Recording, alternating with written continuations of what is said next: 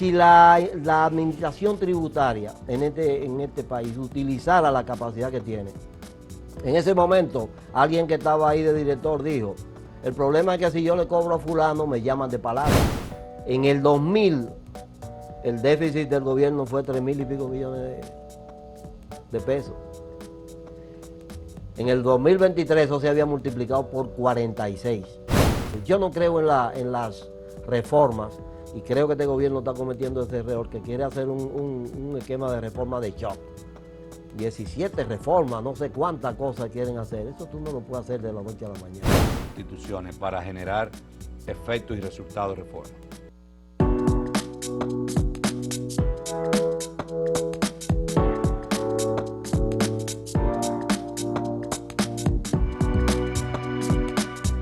Saludos amigas, amigos, ustedes sintonizan Acento TV y este es su programa A Partir de Ahora.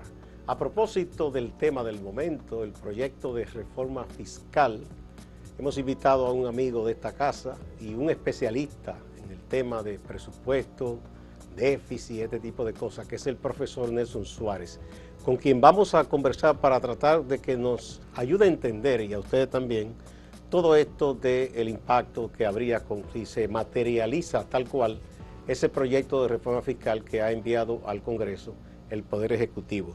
¿Cómo está usted, profesor? Bienvenido. Un placer siempre estar en Acento TV. Bien, con su permiso, quiero avisar sobre todo a los estudiantes que andan buscando este libro, Un hombre discreto y otras historias de nuestra autoría, que ya está aquí en las oficinas de Acento, la tercera edición. Se agotaron las dos primeras, aquí está una tercera. Sí. Y nos alegramos mucho de eso, ¿verdad? Así muy excelentemente bien.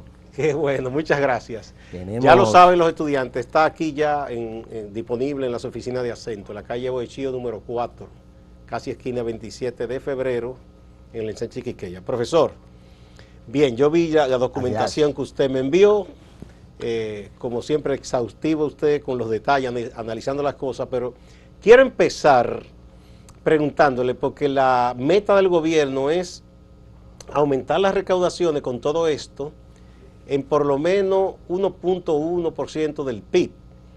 Eso equivaldría a unos cuantos... 122.486.6 millones. Millones de pesos. Aunque dicen los que estudian todo esto del déficit que lo ideal sería, en un escenario ideal, que se logre el 3% del PIB, que es por ahí que anda más o menos el déficit que se ha venido arrastrando, ¿verdad? Desde aquella vez que Danilo dijo que le dejaron una maleta llena de factura por cobrar. Sí. Pero eso es un punto importante. Lo que le quiero preguntar es si es una meta realizable a corto plazo, sin ver las consecuencias todavía, alcanzar esa meta de aumentar la recaudación en el 1.5% del PIB. Sí, es bueno hacer, y mencionabas Gustavo, el tema del déficit. O sea, nosotros desde el 2000 hasta el 2023 hemos acumulado un promedio anual de déficit de 2.6, 2.7% del PIB. Ahora, desde 2008 a 2023, ese déficit, que es lo que llaman los teóricos, los técnicos, un déficit estructural, se ha convertido en alrededor de un 3%.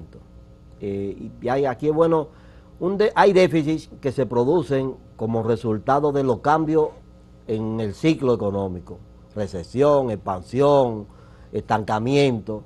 Entonces, eso los técnicos le llaman déficits cíclicos. O sea, se producen, por ejemplo... Que se entiende que es como natural, normal. Que no, es por una situación que se produce. Por ejemplo, 2003 y 2004, nosotros tuvimos dos déficits producto de la crisis bancaria. Crisis bancaria que obligó a una... En el 2008, 2009, tuvimos también la crisis financiera internacional. La crisis de las hipotecas subprime en Estados Unidos.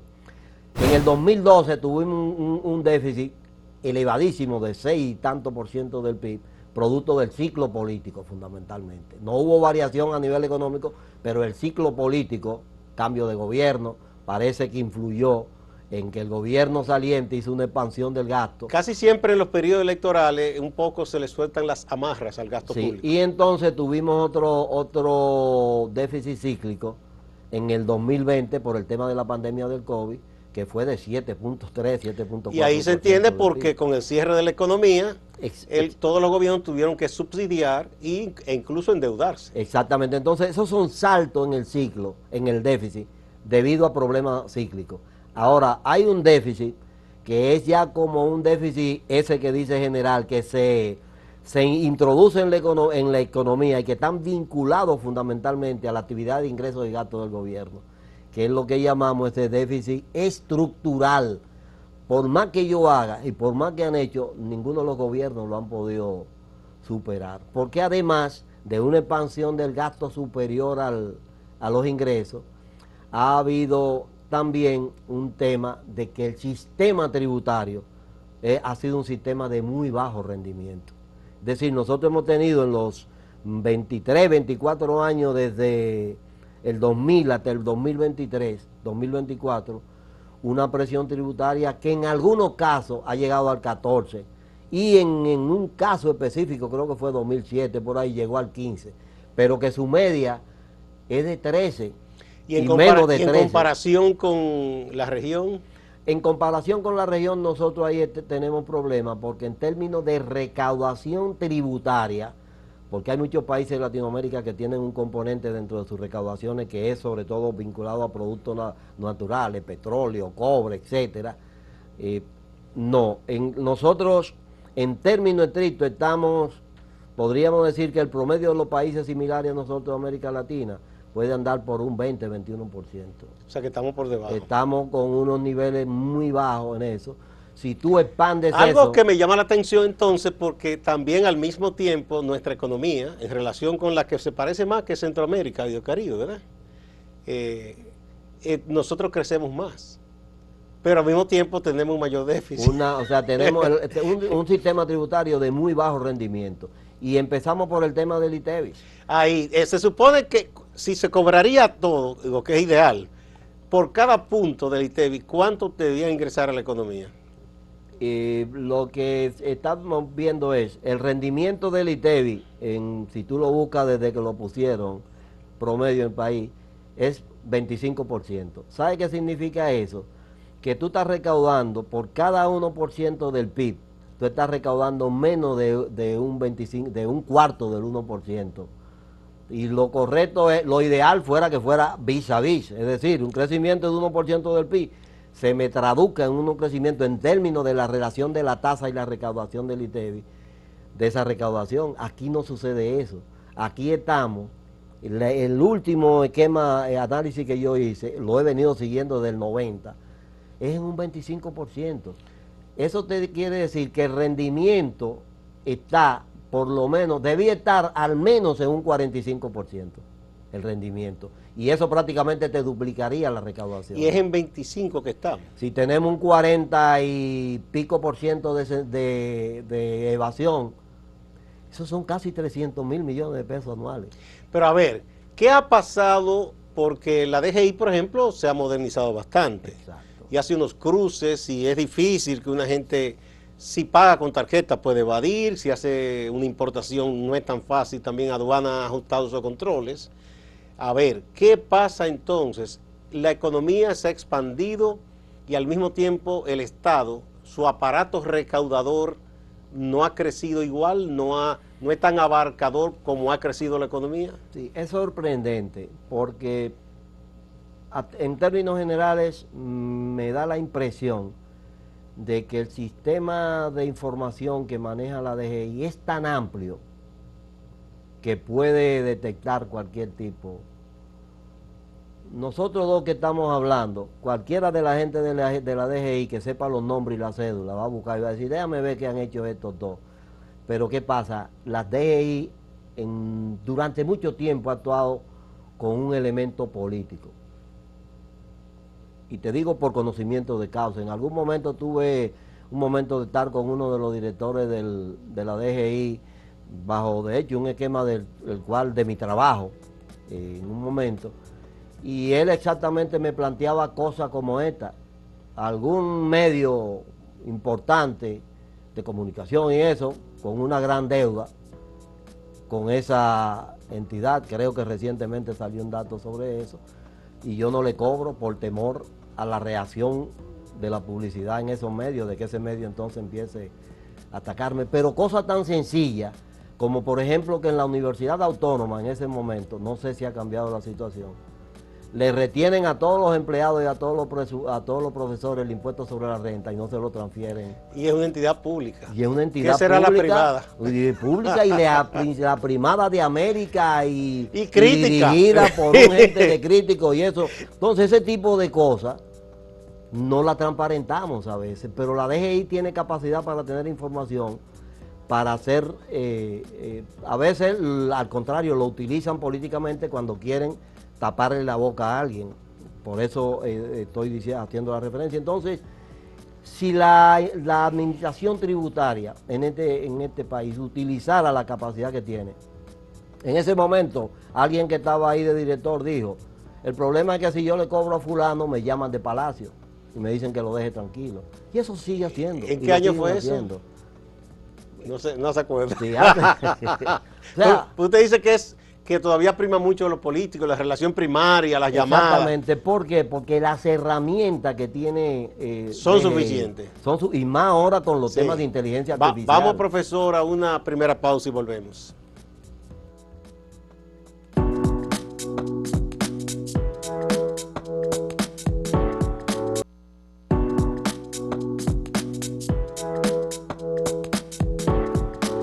Desde que se anunció que se preparaba este proyecto y luego que se entregó, yo pensé en usted porque el profesor Nelson Suárez tiene muchos años estudiando el presupuesto y de paso, si estudia el presupuesto, tiene que ver con ingresos, gastos y déficit. Entonces, usted hizo la tarea, sus anotaciones. ¿Qué cosa le llama la atención de este proyecto a usted? Vamos a ver. Bueno, lo primero es enmarcar el proyecto y sobre todo lo que él plantea en sus objetos, en sus objetivos, que es el tema de reducción de deuda, de control de exenciones y exoneraciones, de ¿cuál es el otro? Hay varios objetivos que ellos tienen planteado, lo plantean arriba en el artículo 1 del proyecto. Obviamente el sector público dominicano ha llegado a un punto en el cual, sobre todo por la presión que hace el servicio de la deuda sobre el presupuesto general del Estado, no aguanta más. Eso ahí nadie puede decir lo contrario. Sí, fíjate que, y es una cuestión que he analizado, en el 2000 el déficit del gobierno fue 3.000 y pico millones de pesos. En el 2023 eso se había multiplicado por 46 y fueron 209.000 millones de pesos. Entonces, de esa misma forma, los déficits por defecto se convierten en deuda, porque yo tengo tres formas de contrarrestar un déficit: aumento de la recaudación tributaria, enajenación de activos del Estado, es decir, vendo cosas para pagarlo, para tener liquidez ahí, o reducción del gasto. No hay tercera opción. Al final, los déficits se convierten en deuda. ¿Qué ha pasado?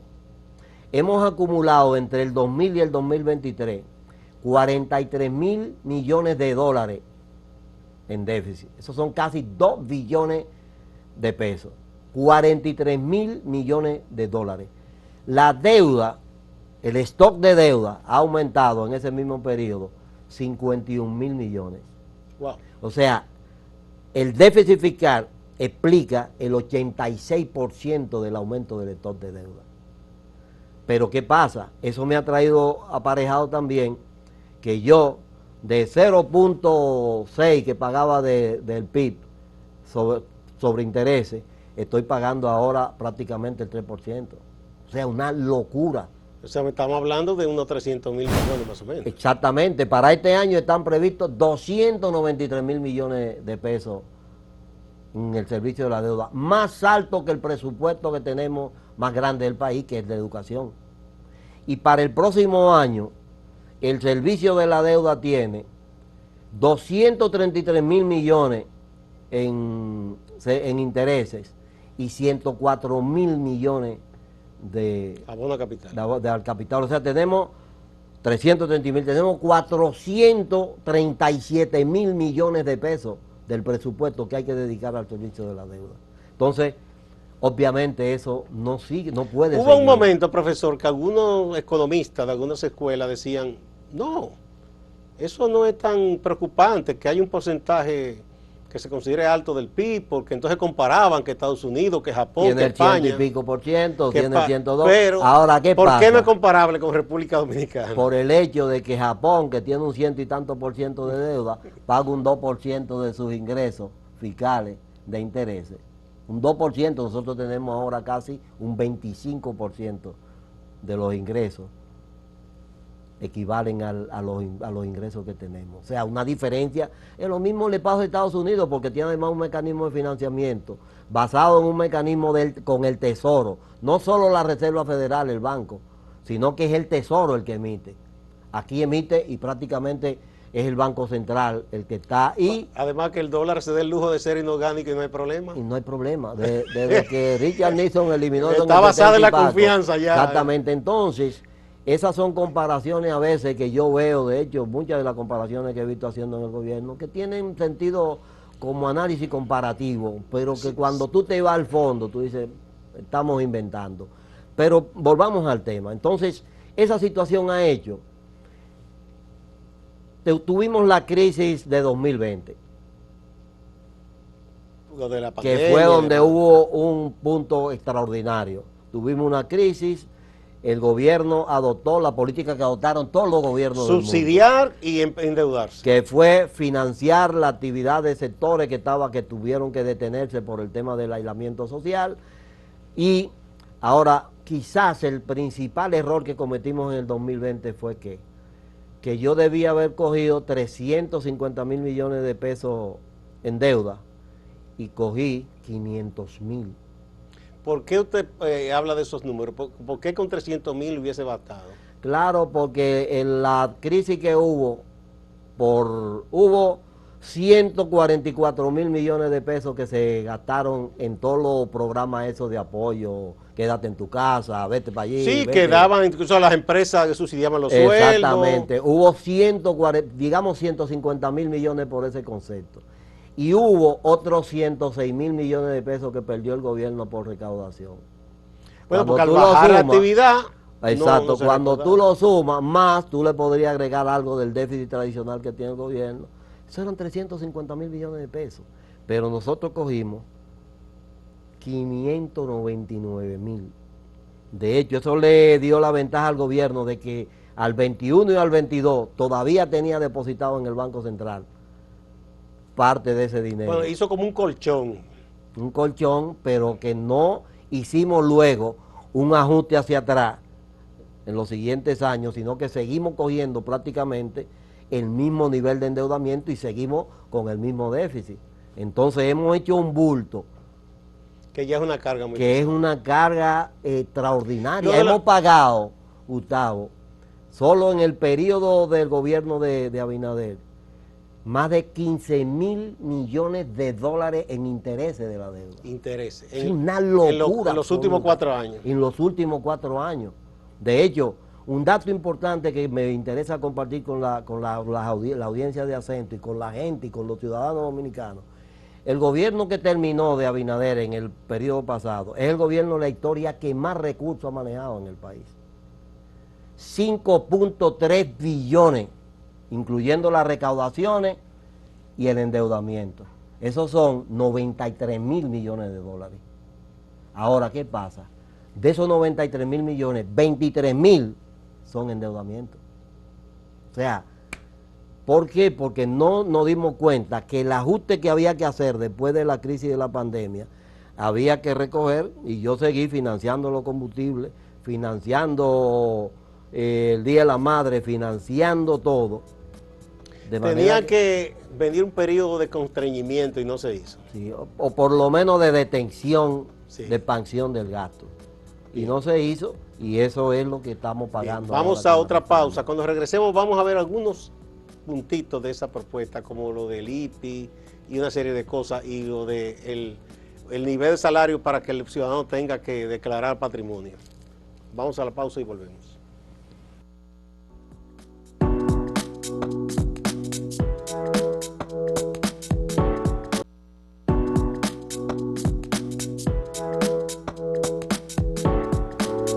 Profesor Nelson Suárez, veamos algunas cosas específicas. Esto de bajar el nivel de costo, se supone, de valor de la vivienda que se considera suntuaria, es decir, de lujo, a una vivienda de 5 millones algo, eso se compadece con la realidad.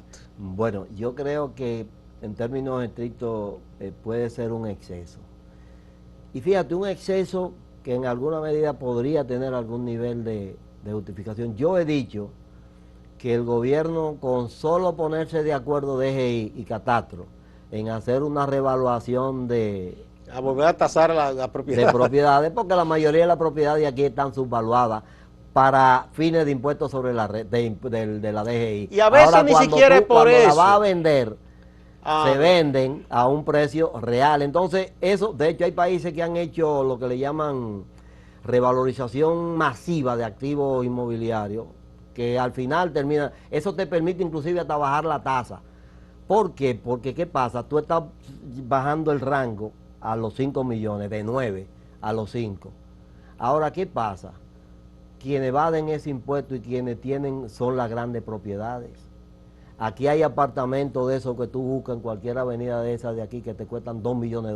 Yo no sabía que aquí podían haber apartamentos. Aquí ya en esta zona donde estamos, usted no encuentra un apartamento de una habitación por menos de 10 millones o 11. Y entonces creo que es un exceso. Pero esa no es suntuaria. No. Eso es una vivienda pequeña. Eso yo no ni siquiera hubiera tocado el tema en la ley, sino que haga una revaluación de los precios y posiblemente podría hasta reducir la tasa. Pero tú tienes propiedades en el este del país que tú entras y la ves y crees que está en Beverly Hills. No, pero aquí mismo en la capital, esas torres de lujo, las que de verdad son de lujo, que es en dólares que se venden. Entonces, esas sí pueden pagar. Tú tienes ahí una manifestación clara y expresa de riqueza que tú puedes grabar sin afectar, sin venir a bajar, porque eso le va a caer arriba a la clase media. Y esto, profesor, de que aquellos que ganen poco más de 50,000 pesos o 50,000 que tienen ya que declarar patrimonio y ese tipo de cosas. No lo entiendo. Eso, incluso le digo, eso es realizable. Sí, pero hay una declaración de persona física que se hace que tiene que hacer eso todo el mundo. Ahora, lo que me extraña es que lo estén poniendo a los asalariados.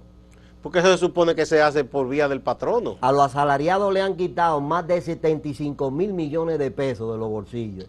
¿Cómo? Desde que no se está indexando el ajuste por inflación. Exactamente, que es un abuso inclusive. El artículo 10 de esa ley, y una cosa de lo que he hecho es hacer un marco analítico con todos los artículos de la ley, lo que está ¿Qué dice ese artículo 10? Ese artículo de 10 está manteniendo el mismo nivel de escala exento, que está en 34,685 pesos, pero le está agregando una nueva escala para el 27%, inclusive con un margen entre el rango anterior que es absurdo. Inclusive no sé si técnicamente el que hizo eso entiende lo que estaba haciendo. De 867,000 pesos a 2.4 millones para un 25%. Si tú estás metiendo un rango ahí, que todo el que gane alrededor de 41,000, 42,000 pesos, tú lo vas a meter en ese rango prácticamente del 20-25%. O sea, del impuesto sobre la renta. Un abuso. Ya eso es un salario que no es de los sindicalistas de este país, que supuestamente defienden a los trabajadores, porque eso tiene un problema. Eso golpea fundamentalmente a los trabajadores formales.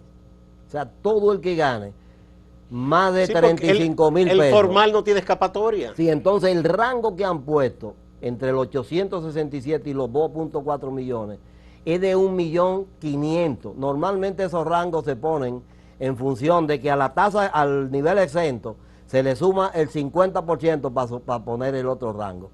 Al otro se le suma el 40% para poner el otro rango, y así se va, porque si no tú haces una cosa un intervalo muy grande que afecta a gente que tengan por un 10 pesos de sueldo más.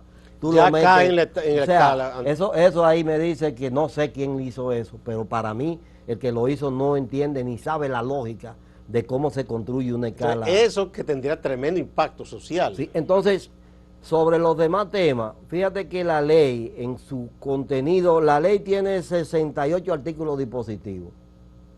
24 de ellos son modificando el código tributario existente, en alguna cosa formal, en algunos movimientos.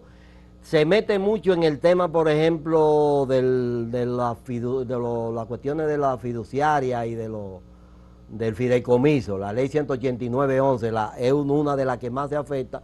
Algunas cuestiones que mueve sobre los temas de zona franca fronteriza, que cambia, no que quita, y en 14 artículos derogatorios que tiene. Paradójicamente, sin haber mencionado muchas de las cosas en la ley arriba, entonces derogan, es donde derogan la cuestión de Confotur, la cuestión de cine, varios que tampoco es una derogación total, son puntos intermedios. De hecho, a mí me sorprendió porque vi derogando un artículo de la ley de minería. Yo dije, ¿y por qué el 129?